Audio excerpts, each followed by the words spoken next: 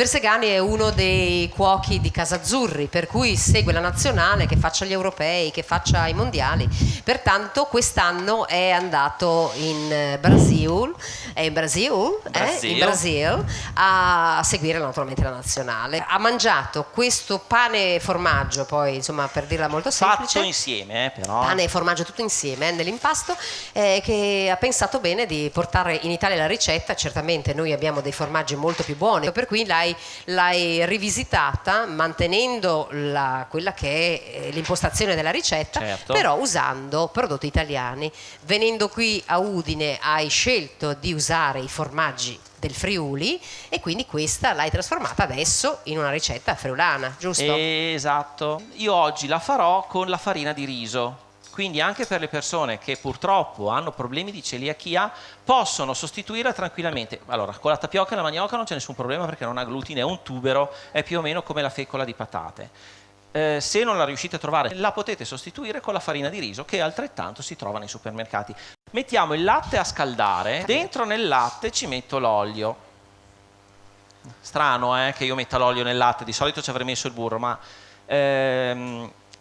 il burro e l'olio sono sempre comunque due grassi, ma danno in origine poi due consistenze diverse. Cioè il burro tende a diventare più morbido, l'olio nel latte fa diventare un po' più croccante, fa fare la crosticina, che è quella che ti era piaciuta tanto, Franca. È vero. Vabbè.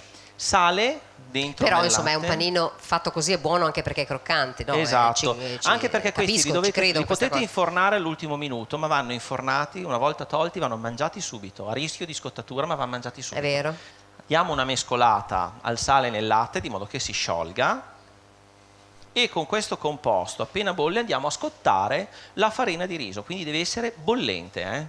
Che sarizzi. Allora, latte bollente dentro e mano andiamo a mescolare. Adesso lo metto in planetaria. Prendiamo anche le uova. Io non so più cosa fare. Scotta,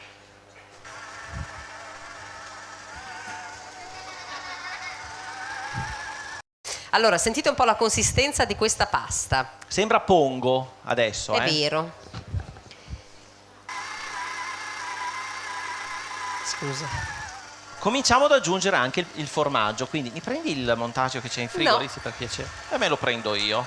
Adesso, fa l'offeso. Quello stagionato o quello fresco? Quello grattugiato comincia a diventare importante e mettiamo anche il montasio. Bello abbondante, più formaggio c'è più vengono buoni. Aggiungo anche ora qualche uovo. Ma cosa fai? Ti faccio qualche dispetto. L'impasto è pronto. La consistenza che avete visto prima ora è leggermente più morbida perché è stato aggiunto comunque l'uovo, è stato aggiunto il formaggio. Adesso basta prendere un goccino di acqua. Vediamo? Ce l'ho anche qua, guarda Giovanna.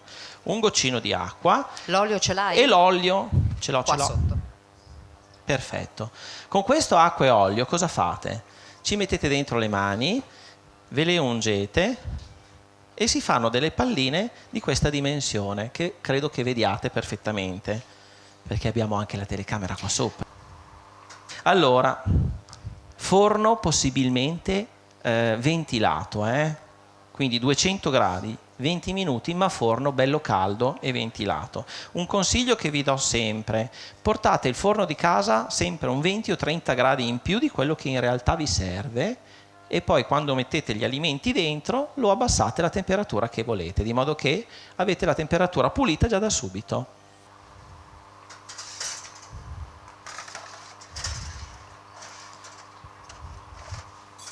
Perfetto.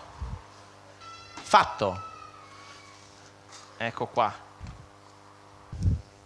Aspetta, Aspetta che facciamo vedere il pane. Scotta andamati, però quando sì. lo togliamo dentro è così. Sì.